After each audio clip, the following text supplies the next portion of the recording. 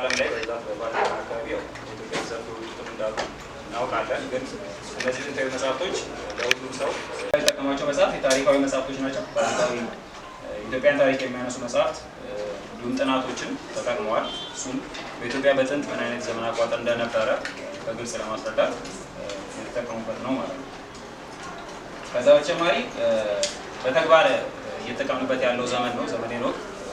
በተግባር እየተጠቀምንበት ነው ያለ ነው ማለት ላለፉት 7 ዓመታት እኔም ዲያቆን ወልደሰንበት ማርያም እንደ ማህበር ዘመነ ሄኖክን ስንቆጥርበት የቆየ ስለሆነ ያን ዘመነ ሄኖክ በተግባር የታየውን ነገር ነው አሁን በጽሁፍ ተጠናክሮ የመጣው ማለት ነው። ስለዚህ ይህ መጽሐፍ ትውልዱ እንዲያነበው እንጋብዛለን፣ ትውልዱ እንዲመለከተው እናያለን፣ እውነቱን መርምሮ እንዲደርስበት እንፈልጋለን ማለት ነው። ስለዚህ ከዚህ አንጻር መሪ ቃል ብለን ያሰብነውን እናቀርበላችሁና ወደ ዝርዝር ጉዳዮች እንገባለን።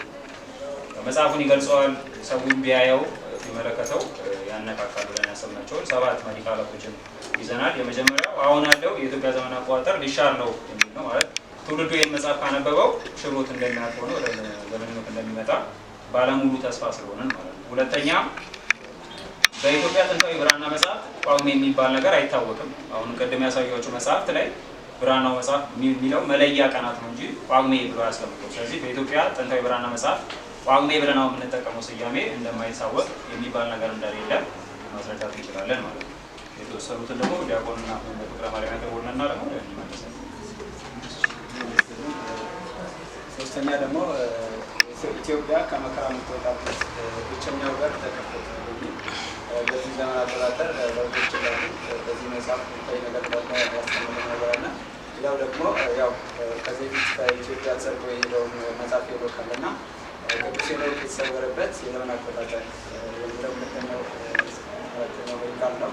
ይህ ደግሞ ኢትዮጵያ ከግብጽ ቅኝ ግዛት ነፃ ወጣች በሚል ያምናለን።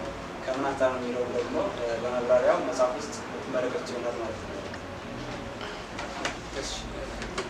የመጨረሻዎቹ 2 አበይት ርዕሳት ይሆናሉ ብለን የምናስባቸው አንደኛ ኢትዮጵያ የራሷ የዘመን አቆጣጠር ተመለሰላት የሚል ነው። ተመለሰላት ማለት ቀድሞ የነበረ ነገር አለ ማለት ነው። በመጨረሻ ደግሞ የጥንት ኢትዮጵያውያን አዲስ ዓመት መጋቢት ነው። አሁን እኛ እንደምናስበው መስከረም ሳይሆን መጋቢት የሚል ነው። ወደ አይደ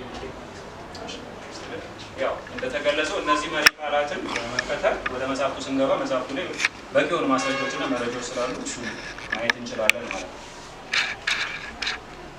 እንግዲህ መጽሐፍ ሄኖክ ዘመነ ሄኖክ ሲባል ያው በኢትዮጵያ ላይ ብዙም የሚወራለት ነገር አለ። ግን በዓለም ደረጃ በጣም በሰፊው የሚነጋገሩበትና ለብዙ ዓመታት ሲተነተን የቆየ መጽሐፍ እንደሆነና ዘመኑ ዘመነ ሄኖክ ሲታይና ሲጠና የቆየ ዘመን መሆኑን የተወሰኑ ማስረጃዎችን ለማቅረብ የመጀመሪያው እዚህ በዛኛው በኩል በዚህ በኩል የምትመለከቷቸው ያው ኢትዮጵያዊ ናቸው። በሚቺጋን ዩኒቨርሲቲ በየ2 ዓመቱ የሄኖክ ሴሚናር ይቋቋማል። ያው ታውቃላችሁ ብዬ አስባለሁ። ለ24 ዓመታት ነው ሲከናወን የቆየው። ይህም መከናወኑ ምክንያቱ ምንድነው? አንደኛ መጽሐፉን ለመረዳት ነው። መጽሐፍ ሄኖክ ላይ ምንድነው የተጻፈው ያሉት ጥበቦች ምንድናቸው የሚለውን ለመረዳት ነው። ሁለተኛ ደግሞ ዘመኑንም ለመረዳት ነው። ምን አይነት የዘመን ስርዓት አለ የሚለውንም ለመረዳት ለረጃጅም ቀናት ቁጭ ብለው መጽሐፉን እንደሚተነትኑት ለማሳየት ያለ ነው ማለት ነው። ሌላው በግላቸው ነው የሚንቀሳቀሱ እንዲሁም ግለሰቦች አሉ። እዚህ ከላይ እንደምትመለከቱት መጽሐፍቱን ተንትነው ለካለንድ ዲሴፕሽን ብለዋል። አንድ እዚህ ጋር አስቀምጣቸዋለሁ። ዘ ሂድን ላይት ዋት ኤኖክ ሲዝን እንደ መሳያ ሪቬል የሚል አለ። ኤንሸንት ቡክ ኦፍ ኤኖክ የሚል አለ። እነዚህ ሰዎች መጽሐፍቱን ለብዙ ጊዜ ተንትነውት ሪቪው አድርገውት ለሰው ኤክስፖዝ ለማድረግ ጥረት እያደረጉ ነው ያለው ማለት ነው። ስለዚህ ኢትዮጵያ ውስጥ ስለምን መታየት የለበትም የሚለውንም ነገር ህዝቡ እንዲረዳ ነው ማለት እነሱ ቀድመው ልክ ጤፍ ላይ እንደተደረገው ጤፍን ወደ ፓተንት እየቀየሩት ነው ያለውና ዘመኑንም ቀይረውት እኛ ባሮጃችንን ከመጥራቱ በፊት ህዝቡ የራሱን የጥንት ስርዓቱን ተከትሎ አይቶ አጥንቶ የራሱን ስርዓት እንዲይዝ አሁን ካለበት አሁን ያለበት ያው ከግብጽ የመጣ ዘመን አቆጣጠር መሆኑ ይታወቃል። የሚዋለድ ዘመን መሆኑ ይታወቃል። በደንብ ይተነተናል። ትክክለኛውን ዘመን ከፈረንጆቹ መቅደም አለብን ነው። እነሱ ቀድመውን ሄደው የእኛን ነገር መጠቀማቸውን ማስቆም አለብን የሚል ሀሳብ ለማንሳት ነው። እንግዲህ መጽሐፉ ተጽፏል። እንዲሁም ይህ መጽሐፍ ለኢትዮጵያውያን በአማርኛ የተቀመጠው በተለያዩ ድረገጾች ደግሞ ስለ ዘመነ ሄኖክ ብዙ ይተነተናል። ለምሳሌ ያው ኤአይ ዘመን ላይ ስለሆነ ያለው ቻትጂፒቲ፣ ዲፕሲክ እና ጀሚናይ ላይ በብዛት እየተተነተነ ነው ያለው። ለምሳሌ ቻት ጂፒቲ ኢኖክ ካሌንደር ብለን ስንጠይቀው ቀጥታ የሚያመጣልን 364 ቀን መሆኑን ሙሉ ስትራክቸሩን ያቀርብልናል ማለት ነው። 52 ሱባኤ እንደሚለካ ቀናቶቹ ሳምንታቶቹ እንደማይዋልሉና ወጥ እንደሆኑ 4 ወቅቶች እንዳሉ በዝርዝር ያስቀምጥልናል።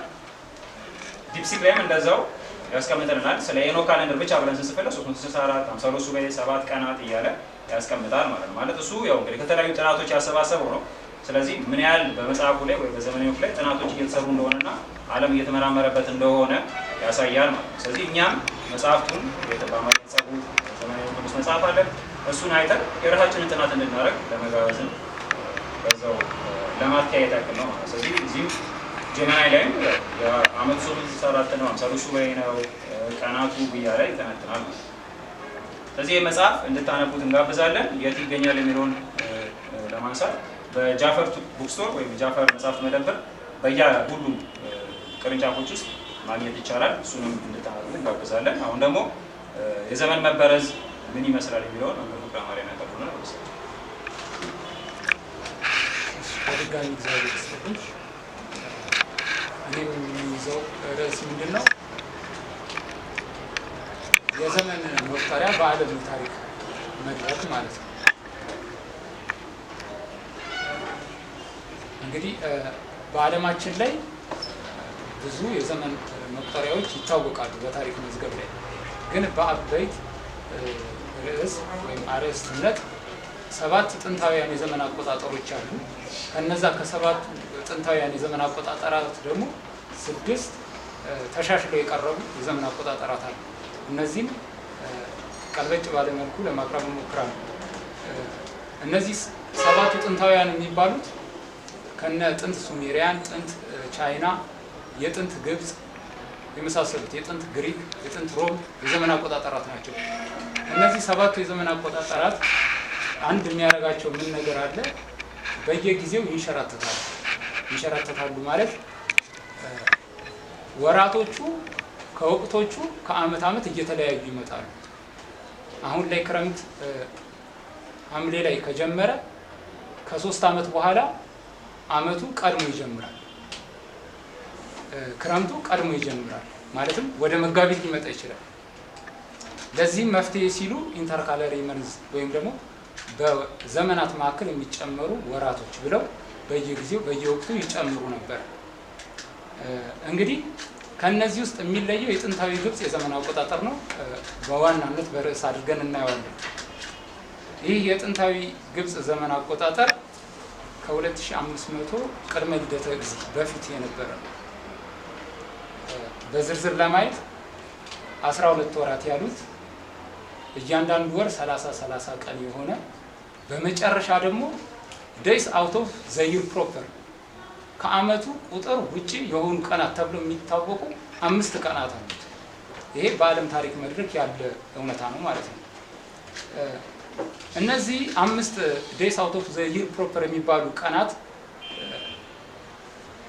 በታሪክ ላይ ከጸሐፊያንና ከፈላስፎች አንደበት ወይም ደግሞ ከጽሁፋቸው ስንመለከት ከ40 እስከ 120 ቅድመ ልደተ እግዚእ የነበረው ፕሉታርክ የሚባለው የግሪክ ፈላስፋና ጸሐፊ እንዲህ ብሎ አስቀምጦታል።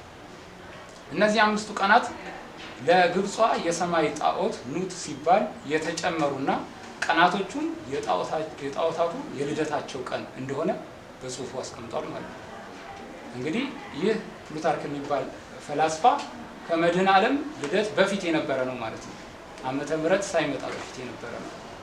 ይሄ ግብፃውያኑ በታሪክ መዝገባቸው ላይ ያለ የተቀመጠ ነገር ነው ማለት ነው። እሺ እነዚህ 5ቱን የሚያመልኳቸው የነበሩትን ጣዖታት ለመመልከት ኢፓጉሜናል ዴይ 1 ኦሳይረስ የሚሉትን ጣዖት ነው የሚያመልኩት። ኢፓጉሜናል ዴይ 2 ጳጉሜ 2 ሆረስ የሚሉት ጣዖትን ነው የሚያመልኩት። ኢፓጉሜናል ዴይ 3 ሴት የምትባለው የበረሃ የማዕበል የብጥብጥ ጣዖት ነው የሚያከብሩት ወይም የሚያመልኩት።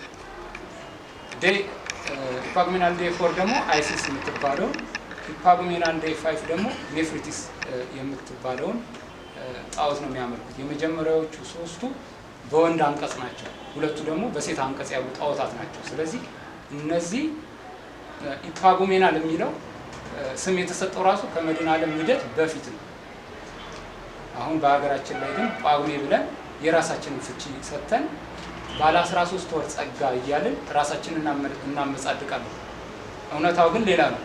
ግብፃውያን ምሁራን ፊት ለፊት ከእኛ ጋር ቢቀርቡ ይህንን ታሪክ የ13 ወር ባለጸጋ ነን ጳጉሜ የእኛ ናት ብለን መቅረብ የሚያስችል ምንም አይነት መረጃ እና የታሪክ ሰነድ የለም። እሺ ከነዚህ ከጥንታውያኑ የተወለዱ ወይም ደግሞ ተሻሽለው የቀረቡ የምንላቸው የዘመን አቆጣጠራት ደግሞ 6 ናቸው። የሚጨምሩን በየወቅቱ የሚጨምሩት የነበረውን ወር እሱን ለማስቀረትና ወጥ ለማድረግ የመጡ ናቸው። አንደኛ አሁን የግሪክ ሜቶኒክ የዘመን አቆጣጠር ነው። ሜቶን የሚባል የግሪክ ፈላስፋ ነው ያመጣው።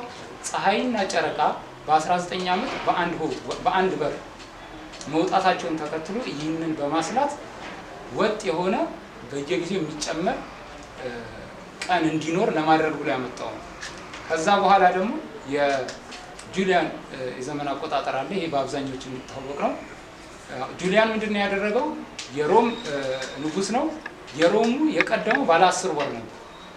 ከዛ እርሱ ምን ያደረገው? ከግብፁ ባለ 12 ወር ኮረጀና 10ን ወደ 12 ወር ቀየረ። ከዛ በኋላ ደግሞ ምን አደረገ? ጥንታውያን ግብፅ ላይ የተደረገ አንድ ነገር አለ። በጥሊሞስ ሳልሳይ የሚባል የግብፅ መሪ ነበር። ጳጉሜ በእነሱ ያቺ ዴይስ አውት ኦፍ ዘ ይር ፕሮፐር የምትባለዋን በግሪክ በሮም ግዛት ስር ስለነበሩ ኢፓጉሜናል የሚለውን ስም የዛኔ ነው የሰጧት። ኢፓጉሜናል የሚለውን ተጨማሪ ለማለት ነው። ይህን ከሰጡ በኋላ ምን ይላል? በየ4 ዓመቱ አንዴ 6 ትሁን ጳጉሜ የሚል ፕሮፖዛል ያቀርባል። በጥሊሞስ ሳልሳይ።